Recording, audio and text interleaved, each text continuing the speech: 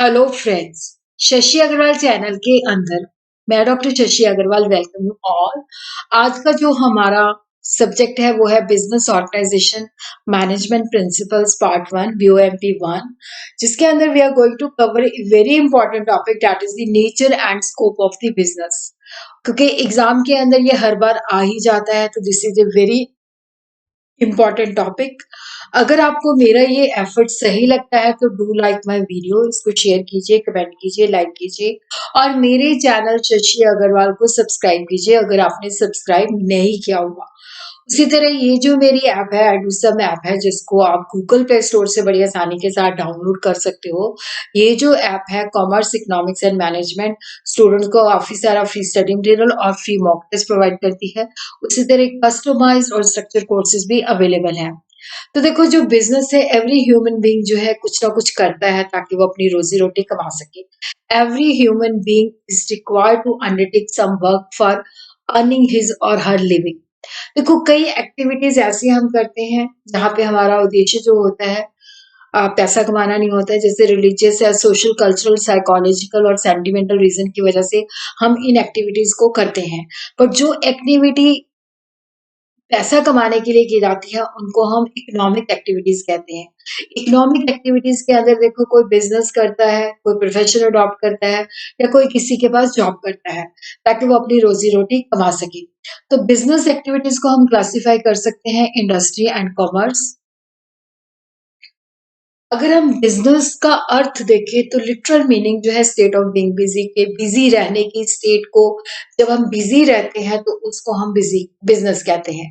पर specific sense के अंदर बिजनेस का मतलब होता है कि जो लोग जो है रेगुलरली जिस एक्टिविटीज के अंदर इंगेज होते हैं ताकि वो प्रॉफिट कमा सके, तो उसको हम बिजनेस कहते हैं। कि बिजनेस के अंदर जो भी हम एक्सचेंज प्रोसेस करते हैं, सेल एंड परचेज करते हैं, वहां पे हमारी जो इंटेंशन जो होती है to earn profit. All those activities which are concern with production or purchase and sale of goods and services with the purpose of selling them at a profit, they are called business activities. तो business activities के अंदर चाहे हम production करते हैं, चाहे हम trading करते हैं, ये जो ट्रेडिंग है गुड्स एंड सर्विसेज की करते हैं, बट यहाँ पे इंटेंशन होती है प्रॉफिट कमाना, तो उनको हम बिजनेस एक्टिविटीज कहते हैं। Activities connected with the manufacturing, जिस मैन्युफैक्चरिंग का अर्थ होता है कि जैसे हमने रॉ मटेरियल खरीदा, जैसे हमने टिम्बर खरीदा, उसको फर्नीचर में प्रोसेस कर दिया, this is a manufacturing. Trading होता है बनी बनाई चीजें लेके उनको हम आगे सेल करते हैं। Finance, transport, banking, transporting, insurance, warehousing, advertising, they form a part of business. तो बिजनेस में be defined as a human activities which are concern with production or exchange of goods and services with a view to gain और profit, जिसमें हम या तो production करते हैं या हम गुड्स एंड सर्विसेज को जो है सेल और परचेज करते हैं ताकि हम प्रॉफिट जो है उससे कमा सके।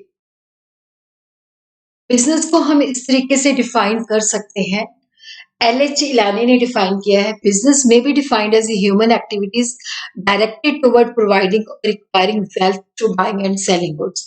तो बिजनेस के अंदर जो ह्यूमन एक्टिविटी है, जहां पे होता है कि जो हमने चीजों को खरीदते या बेचते हैं, जिसके बेसिस पे हम वेल्थ को प्रोवाइड करते हैं या वेल्थ को इक्वायर करते हैं। पीटरसन एंड फ्लोमैन ने कहा है कि बिजनेस में be defined as an activity जिसके अंदर different person exchange something of value, whether goods and services for mutual gain और प्रॉफिट। ये देखो, बिजनेस एक ऐसी इकोनॉमिक एक्टिविटी है जिसके अंदर अलग अलग लोग जो है, जो चीज वैल्यूएबल होती है, चाहे वो गुड्स है चाहे वो सर्विसेज है, म्यूचुअल गेन और प्रॉफिट के लिए एक्सचेंज करते हैं।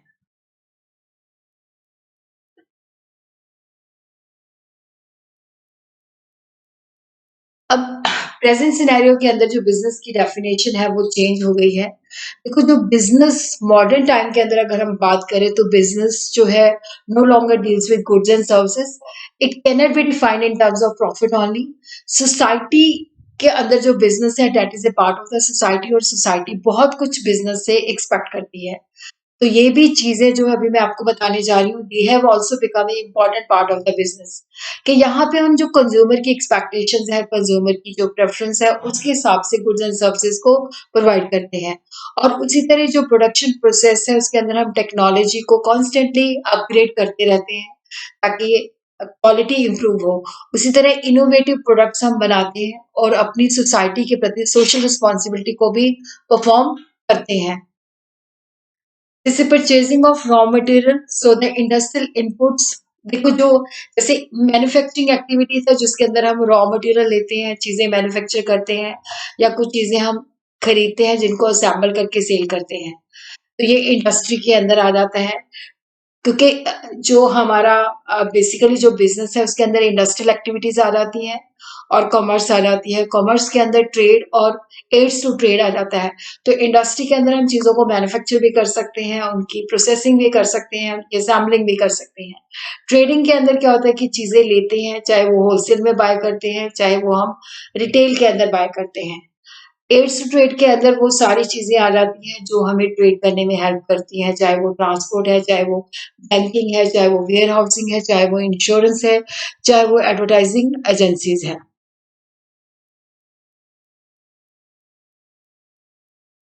अब हम देखते हैं कि व्हाट आर द कैरेक्टरिस्टिक्स और we could say what is the nature of the business. Business जो है इकोनॉमिक एक्टिविटी है जहां पे हम मनी को अर्न करना चाहते हैं, रोजी रोटी अपनी कमाना चाहते हैं, और जिसके अंदर या तो हम प्रोडक्शन करते हैं, रॉ मटेरियल लेके उसकी प्रोसेसिंग करके सेल करते हैं, या हम गुड्स एंड सर्विसेज को प्रिक्योर करते हैं और उनको जो है कस्टमर को सेल करते हैं। और जहाँ पे जो गुड्स डील करते हैं वो कंज्यूमर गुड्स भी हो सकती हैं जो फाइनली कंज्यूमर की नीड्स एंड वांट को सेटिस्फाई करती है। प्रोड्यूसर गुड्स भी हो सकती हैं, मशीनरी जिससे आगे प्रोड्यूसर जो है फर्दर प्रोडक्शन करते हैं। सेटिस्फेक्शन ऑफ ह्यूमन नीड्स, तो यहाँ पे business involve sale of exchange of goods and services.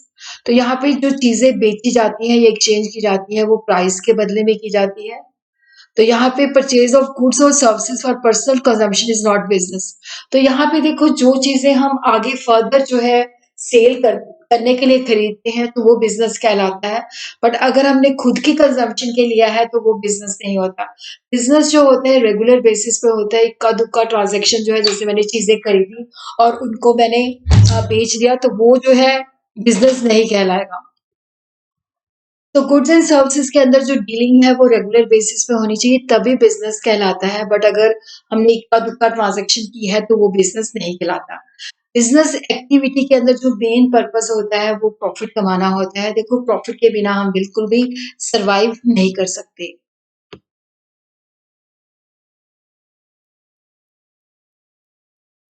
जब हम बिजनेस करते हैं तो डेफिनेटली वहां पे अनसर्टेनिटी हो सकती है, बिजनेस हमारा चले ना चले, चीजें जितनी हमने बनाई है वो सेल हो या ना हो, जितना हमने प्रॉफिट सोचा है उतना हमें ना मिले, तो वहां पे हमेशा अनसर्टेनिटी होती है।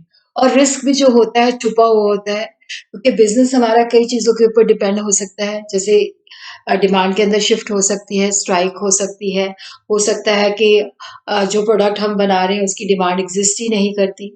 तो ये रिस्क जो होता है बिजनेस के अंदर इन्वॉल्व होता है। Now we will understand what is the scope of the business. Scope of the business का मतलब है कि बिजनेस की बाउंड्री क्या है। ऑल बिजनेस एक्टिविटीज को हम क्लासिफाई कर सकते हैं इंडस्ट्री एंड कॉमर्स। इंडस्ट्री जो है that is concern with the production and process of goods and material. Commerce के अंदर ट्रेड आ जाती है और एड्स टू ट्रेड आ जाता है, जिसके अंदर क्या होता है कि हम गुड्स एंड सर्विसेज को लेके आगे फर्दर सेल करते हैं।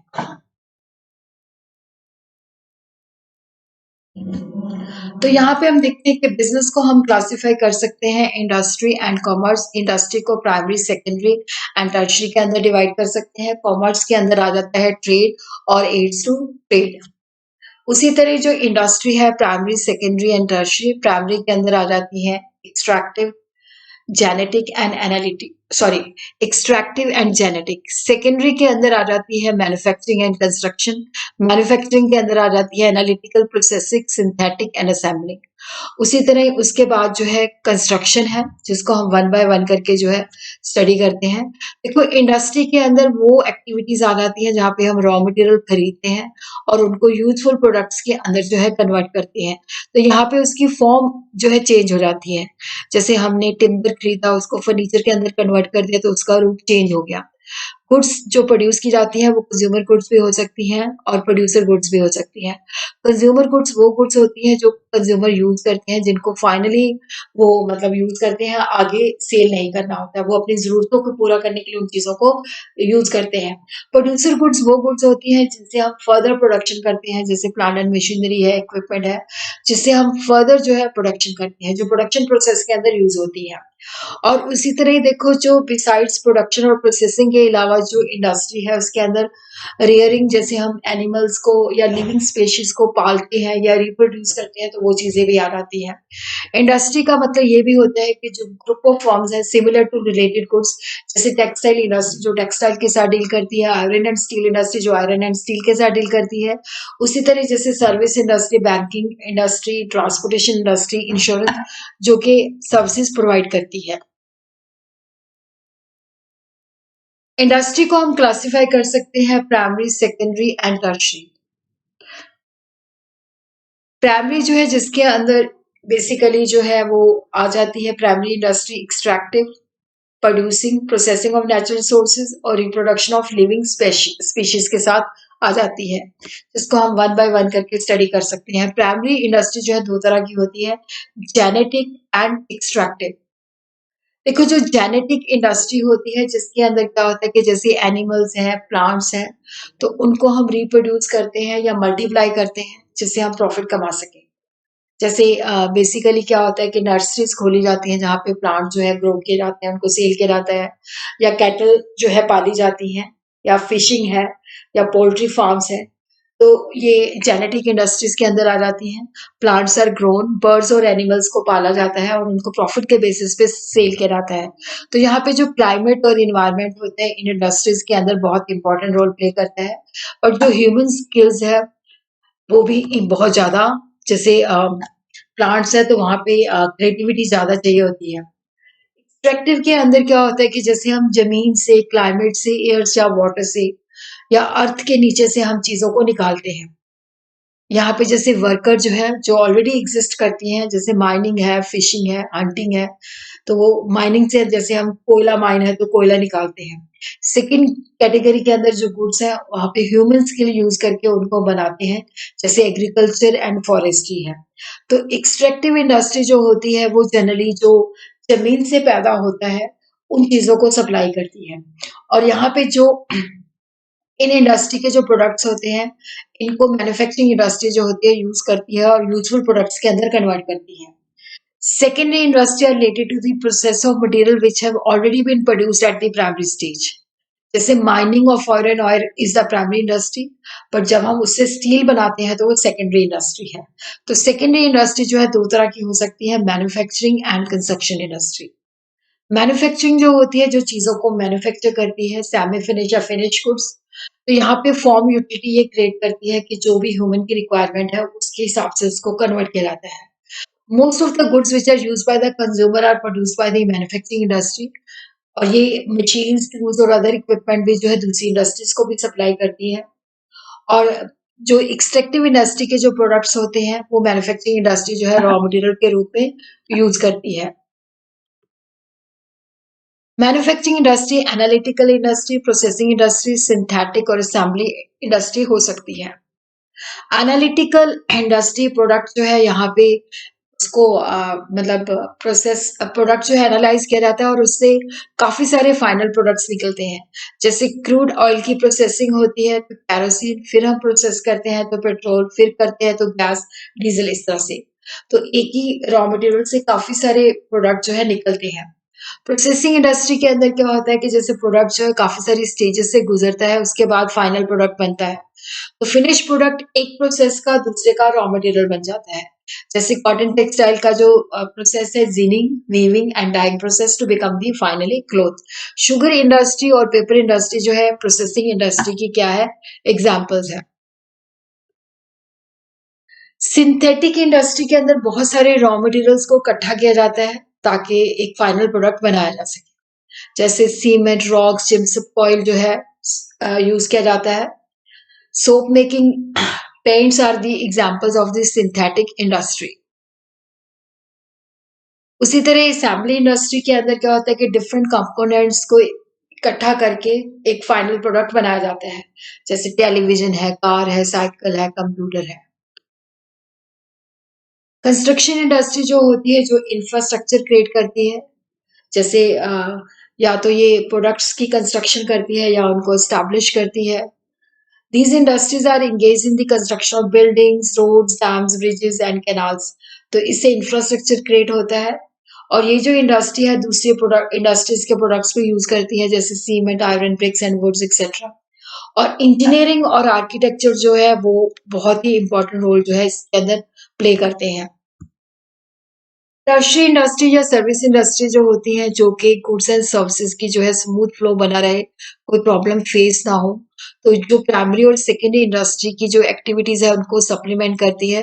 तो ये हर तरह की इंडस्ट्री की बैकबोन है, जैसे transport, banking, insurance, warehousing and advertising. Transport जो है वो चीजें एक जगह से दूसरी दूसरी जगह लेके जाती है। बैंक जो है बहुत सारी फाइनेंशियल सर्विसेज प्रोवाइड करते हैं, loans, working capital, long term loan, short term loan जो है प्रोवाइड करते हैं। इंश्योरेंस जो बिजनेस के अंदर अनसर्टेनिटीज होती हैं, जैसे थेफ्ट हो सकती है, आग लग सकती है, तो वो सारी चीजों को कवर करता है। वेयर हाउसिंग के अंदर जब चीजें बनती हैं तो उनको स्टोर किया जाता है ताकि जब उनकी जरूरत है उनको यूज किया जा सके। और एडवर्टाइजिंग से क्या होता है कि जो कंज्यूमर है उसको इन्फॉर्मेशन दी जाती है। इसी तरह हमने देखा कि जो बिजनेस है इसको हम क्लासिफाई कर सकते हैं industry and commerce. Industry we have understood, commerce के अंदर आ जाता है trade and aids to trade. तो कॉमर्स के अंदर जो कंपोनेंट है trade and aids to trade, तो ट्रेड के अंदर आ जाता है इंटरनल और external trade. Aids to trade के अंदर क्या है कि जो हमारे कॉमर्स के अंदर जो हिंड्रेंस आती है, जो रुकावटें आती हैं, तो वो एड्स टू ट्रेड जो है वो हेल्प प्रोवाइड करती है ताकि कॉमर्स और बिजनेस जो है हमारा स्मूथली चल सके। ट्रांसपोर्ट है, इसके अंदर बैंकिंग है, वेयर हाउसिंग है, इंश्योरेंस है, एडवर्टाइजिंग है। वन बाय वन करके we are going to understand. Commerce refers to all those activities which are necessary to bring goods and services from place of their origin to the place of consumption. जैसे मान लो चीजें बॉम्बे के अंदर बनती है but चीजें चाहिए बठिंडा के अंदर, तो कॉमर्स के अंदर वो सारी एक्टिविटीज आ जाती हैं जहाँ से हम जिस चीज जगह पे बनती है और जिस जगह पे उसके चाहिए, जैसे बॉम्बे में बनते हैं तो उसको बठिंडा लाया जाता है। तो कॉमर्स के अंदर जो है ट्रेड और एड्स टू ट्रेड या एक्सिलरी, तो कॉमर्स के अंदर जब हम ट्रेड की बात करते हैं तो यहाँ पे गुड्स एंड सर्विसेज को खरीदा जाता है फिर बेचा जाता है और इसके अंदर बहुत सारी एक्टिविटी चाहिए होती है जिसके द्वारा हम एक्सचेंज का जो प्रोसेस है वो हो सके। तो इन एक्टिविटीज को एक्सिलरीज और एड्स टू ट्रेड कहा जाता है, जैसे transport, banking, insurance, communication, warehousing, packaging and advertisement. तो ये बेसिकली प्रोड्यूसर और कंज्यूमर के रास्ते में जो रुकावटें आती हैं उनको दूर करती हैं। कॉमर्स का जो डेफिनेशन है, commercial occupation deal with the buying and selling of the goods, कि जैसे चीजों को खरीदा जाता है फिर उनको फर्दर बेच दिया जाता है, जिसके अंदर कमोडिटीज एक्सचेंज होती हैं और फिनिश गुड्स को डिस्ट्रीब्यूट किया जाता है। तो commerce is the sum total of all those process which are engaged in the removal of hindrance of person, trade, place, transport and insurance, time, warehousing and exchange, banking of the commodities। तो trade जो है that is essential part of the commerce, जिसके अंदर goods and services को हम cell और purchase करते हैं। तो जो बिजनेसमैन इंगेज होते हैं वो डिफरेंट मार्केट्स के अंदर जो कंज्यूमर है उनको गुड्स और सर्विसेज प्रोवाइड करते हैं। तो producers are relieved of the botheration of marketing, क्योंकि ये काम जो है ट्रेडर कर देते हैं और वो अपना फोकस जो है प्रोडक्शन एक्टिविटीज के ऊपर बनाए रखते हैं।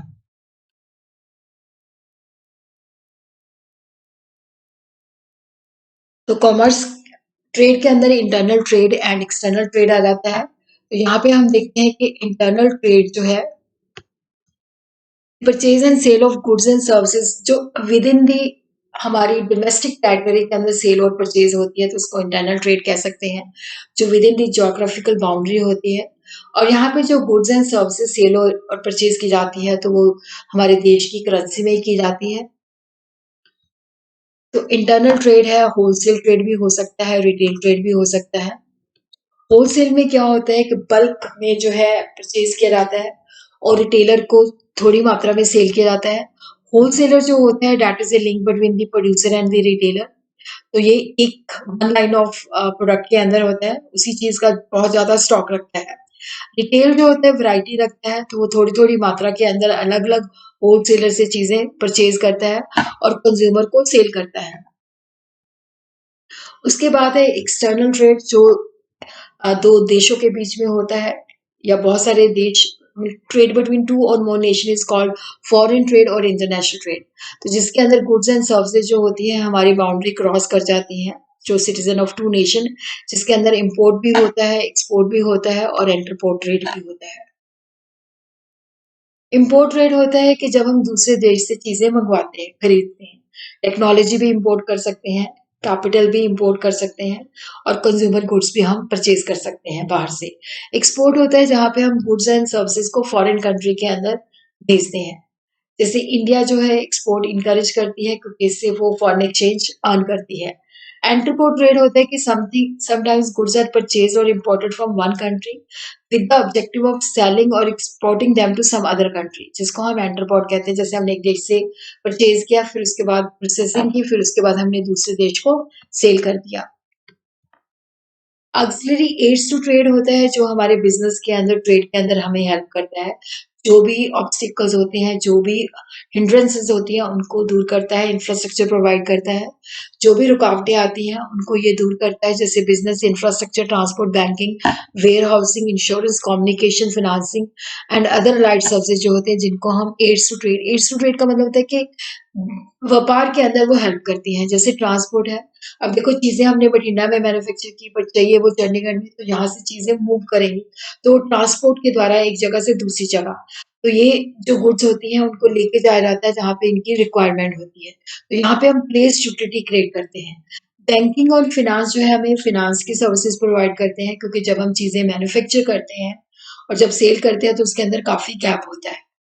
पैसा जो होता है रेगुलर बेसिस पे चाहिए होता है तो कमर्शियल बैंक्स और फाइनेंशियल इंस्टीट्यूशन जो होते हैं वर्किंग कैपिटल लिमिट्स बनाते हैं, कैश क्रेडिट लिमिट देते हैं, ओवरड्राफ्ट की फैसिलिटीज देते हैं ताकि बिजनेस स्मूथली चलता रहे।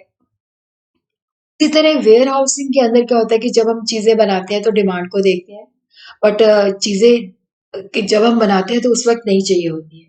तो यहाँ पे हम टाइम यूटिलिटी क्रिएट करते हैं, स्टोर स्टोर करते हैं, उस वक्त प्रोवाइड करते हैं जब उनकी ज़रूरत होती है। जैसे गर्मियों के अंदर वूलन क्लॉथ्स बन जाते हैं, बट सर्दियों के अंदर चाहिए होते हैं। एडवर्टाइज़िंग ऐसा होता है कि जैसे इम्परफेक्ट कॉम्पिटिशन मार्केट है, तो जिसके अंदर लोगों को अवेयरनेस नहीं होती, तो एडवर्टाइज़मेंट जो है अवेयरनेस क्रिएट करती है क्योंकि एडवर्टाइज़मेंट से क्या होता है कि सेल और डिमांड को पुश किया जा सकता है। उसी तरह जो इंश्योरेंस इंडस्ट्री होती है क्योंकि चीज़ें चोरी भी हो सकती है। कोई भी मतलब घटना जिससे क्या होता है कि जैसे हम चीज़ों को एक जगह से दूसरी जगह मूव करते हैं, तो वो रास्ते में थेफ्ट हो सकती है, आग लग सकती है, डिस्ट्रॉय हो सकती है। तो इंश्योरेंस इंडस्ट्री जो है इन सारे रिस्क को कवर करता है। ये नेशनल ट्रेड के अंदर भी हेल्प करता है और इंटरनेशनल ट्रेड के अंदर भी हेल्प करता है।